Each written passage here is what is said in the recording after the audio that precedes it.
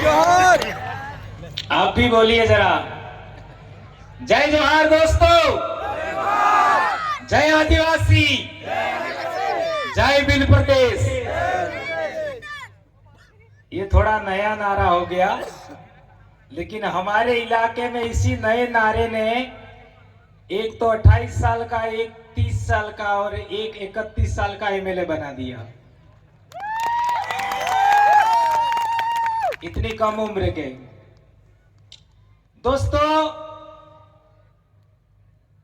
आज यहां पर मैं दूसरी बार आया हूं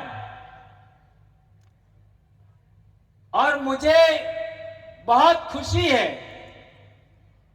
कि मैंने 2018 में एक किताब लिखा।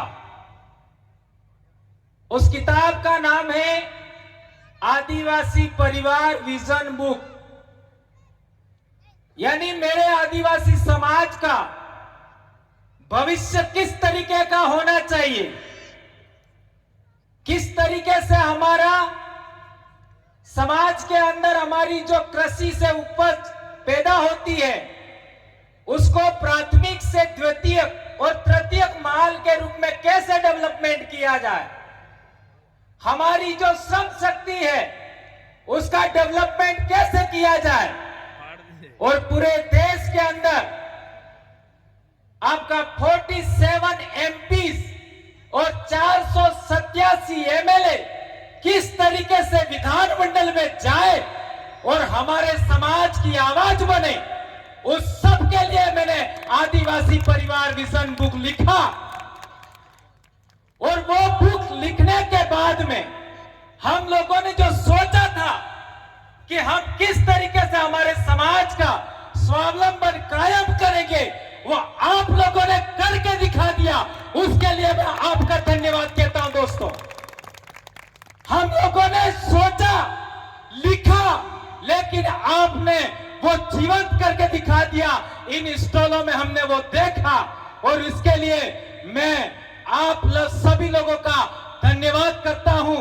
और हमारे भाई चौधरी सर, जिनका आप सबने सम्मान किया, मैं भी उनको ग्रैंड सैल्यूट करता हूं। दोस्तों, आज हमारे इलाके में हम लोगों ने कर्मचारियों का संगठन रजिस्टर्ड किया। उन कर्मचारियों ने हर एक प्रकार का निर्णय हमारे इलाके में वो कर्मचारी करते हैं और वो उस निर्णय को आगे बढ़ाने का काम, सामाजिक व्यवस्था का संचालन करने का काम हमारे 4 सामाजिक संगठन करते हैं।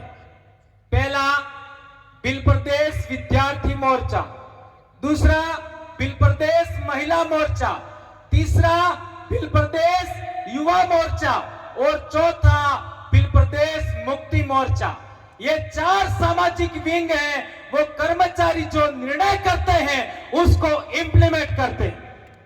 और ये चारों सामाजिक संगठन हैं, वे विधानमंडल और लोकसभा के अंदर हमारा समाज का आवाज, यानी इसी जाजम से निकला हुआ आदमी वहां कैसे जाए उसका निर्धारण करते हैं। हमारे वहां पर कोई भी व्यक्ति दिल्ली, जयपुर, गांधीनगर से सेलेक्ट नहीं होता। ये फार्मूला हमने विकसित किया है। ये बात आप लोग भी आने वाले समय में करिएगा, इतना मेरा आग्रह है। रही बात, आप लोगों ने इतना बड़ा एक मॉडल विकसित किया। आज तेलंगाना, आपका लद्दाख, आसाम, झारखंड और राजस्थान, पूरे इलाके के आदिवासी यहां पर सामुदायिक स्वावलंबन के लिए, यानी हमारा समाज अपने द्वारा पैदा की गई चीज को डायरेक्ट मार्केट में नहीं बेचेगा, उसे हम द्वितीय तृतीय माल बना करके बेचेंगे और हमारा रोजगार कायम होगा, हमारा व्यापार कायम होगा और हम इस देश के मालिक सच्चे दिल से बनने की ओर आगे बढ़ेंगे। उसके मामले में आप लोगों से हम भी सीखेंगे।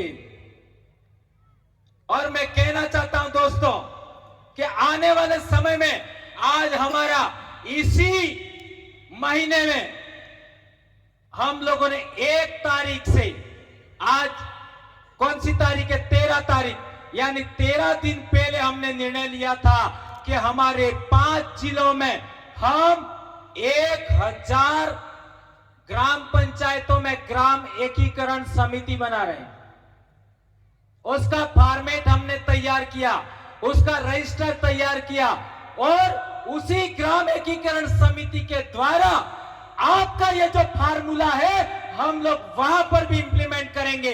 हमारे इलाके में भी अच्छी खेती होती है, अच्छा पानी है और हम उसके लिए आपको राजस्थान में भी आमंत्रित करेंगे। ये निमंत्रण आज से आपको है तरुण भाई। और तरुण भाई पिछले 1 साल से लगातार मुझे बोलते रहते आप ये करिए वो करिए, लेकिन अभी हम माइंड सेट कंप्लीट कर रहे हैं। लोगों का दिमाग एक निश्चित धारा में विकसित करने का प्रयास कर रहे हैं। हम लोग भी चाहते हैं कि पूरे देश के अंदर आदिवासियों का वैचारिक एकीकरण हो। हम लोग ऑफिस में बैठे हुए थे, चौधरी सर अमर सिंह जी ने एक बात बताया कि आदिवासी एक होना चाहिए लेकिन होता नहीं है। ये मेरे लिए बहुत दुख की बात है और इसका इलाज मैं जानता हूं। वो क्यों एक नहीं होता और उसको कैसे एक करना है, उसका फार्मूला हम लोग जानते हैं। आपको मैं एक साफ और सीधी बात बताना चाहता हूं, यदि आदिवासियों को हमें एक करना है और पूरे देश के आदिवासियों को एक मंच पे लाना है तो हमें आदिवासियों के इतिहास पर काम करना होगा। क्या पूरे देश के अंदर एक भी आदमी आदिवासियों के इतिहास पर बोलता है? क्या नहीं बोलता है? और बोलते हैं तो कितना बोलते हैं? बिरसा मुंडा, टंट्या भील, जयपाल सिंह मुंडा, इससे आगे आदिवासियों के इतिहास पर कोई नहीं बोलता। तो हमारे सभी शिक्षक साथी, हमारे कर्मचारी भाई, उनको मैं कहना चाहता हूं आदिवासियों के इतिहास पर आप अपनी बात रखिए। अभी सिलवासा के अंदर हम लोगों ने बिल प्रदेश कैलेंडर बनाया और उसके पीछे पूरा आदिवासियों का इतिहास लिखा है हमने।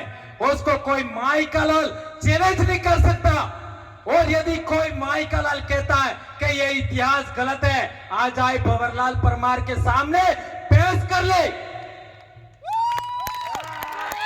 मैं तो खुलेआम बहस करता हूं और चैलेंज करता हूं कि मेरे द्वारा बोली गई एक भी बात गलत है, साबित करिए।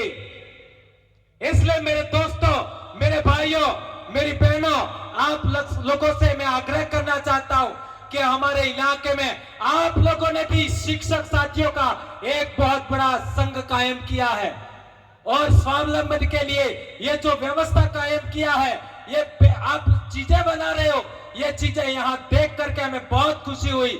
हम लोग भी बहुत सारी चीजें यहाँ से लेके जा रहे हैं और एड्रेस भी लेके जा रहे हैं, वहां से हम मंगवाएंगे। आज के बाद हम कहना चाहेंगे कि जो मसाले आप बना रहे हैं, साबुन बना रहे हैं, हम उसका इस्तेमाल जरूर करेंगे। एक बात मैं जरूर कहना चाहता हूं, हमारे समाज के अंदर 75 साल से आवाज विधानमंडल में क्यों नहीं उठी? उसका एक कारण है, एक कारण है कि हमारे नुमाइंदे कौन होंगे, हमारे जनप्रतिनिधि कौन होंगे, उसका सिलेक्शन हमने नहीं किया। क्या सही कह रहा हूं, गलत कह रहा हूं? उसका सिलेक्शन दूसरों ने किया। यदि 26 एमएलए गुजरात के आदिवासियों ने सेलेक्ट किए होते तो क्या केवड़िया का आदिवासियों की जमीन, आदिवासियों का देवस्थल पर सरदार पटेल का स्टैचू बनता? बनता या नहीं बनता? नहीं बनता। यदि तुम असली भीलों की संतान हो तो आप लोगों से मैं आग्रह करना चाहता हूं, ये जो आपका इलाके से आपका जो रोड बन रही है भारतमाला प्रोजेक्ट के नाम से, आपका ये जो कौन सा पार तापी वाली योजना और जंगल के नाम से जो हमको विस्थापित करने का काम हो रहा है, इन सभी के समाधान के लिए आने वाले समय में आपके समाज की चाचम, इसी चाचम से आपका जनप्रतिनिधि सेलेक्ट होकर के गांधीनगर जाने चाहिए और शेरों की संतान के समान दहाड़ने चाहिए। ये प्रण लीजिए और ये बात आप लोग इंप्लीमेंट करेंगे, स्वीकार करेंगे तो ही मैं दोबारा आऊंगा, क्योंकि मैं किसी की परवाह नहीं करता। मुझे जो बोलना है मैं बोलता हूं और समाज के लिए बोलता हूं। इसलिए आप सभी से आग्रह है, हमारे देश के अंदर मेरी बहन, क्या नाम था, गावित, उन्होंने कहा था देख लीजिए मणिपुर का हालत, हसदेव का हालत, सातपुड़ा 7 डैम बना रहे, क्या होगा हमारे समाज का? हमारे भीलपट्टी के अंदर, हमारे पश्चिमी भारत के आदिवासी इलाके में सातपुड़ा इलाका जैसा कोई डेस्टिनेशन नहीं है। इतना बहुत बड़ा अच्छा जगह पर 7 डैम और पूरा सातपुड़ा को कितना टनल बना रहे, इतना बड़ा काम कर रहे हैं और हमारे गूंगे बहरे एमपी एमएलए कुछ नहीं करते। क्या वो हमारे जनप्रतिनिधि है क्या? मैं नहीं मानता उनको हमारे समाज का जनप्रतिनिधि मैं नहीं मानता। चाहे जो करना है कर लो, लेकिन मैं तो बोलूंगा, कोई रोक नहीं सकता। इसलिए आप लोगों से आग्रह करना चाहता हूं कि आदिवासियों की जाजम से, आदिवासियों के बीच से सेलेक्ट होकर के जनप्रतिनिधि आगे जाना चाहिए। ये बात मैं कहना चाहता हूं दोस्तों। मेरा डोज बहुत हैवी होता है और कल भी देना है, कल भी देना है।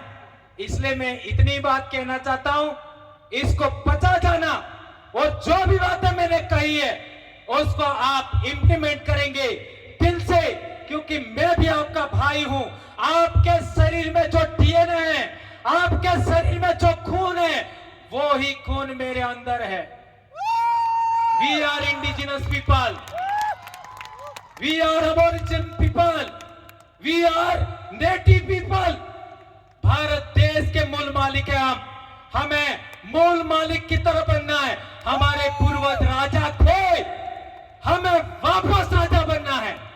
क्या हम लोग, आप लोगों में से कौन कौन वापस राजा बनना चाहते हैं? हाथ ऊंचा करके सम्मान, मेरी बात को स्वीकार करिए। धन्यवाद। जय जोहर का नारा है, जय जोहर का नारा है, जय जोहर का नारा है। वनवासी नहीं आदिवासी है हम, वनवासी नहीं आदिवासी है हम, आदिवासी ही नहीं भारत देश के मूल मालिक है हम। जय आदिवासी, जय जोहर, जय भील प्रदेश।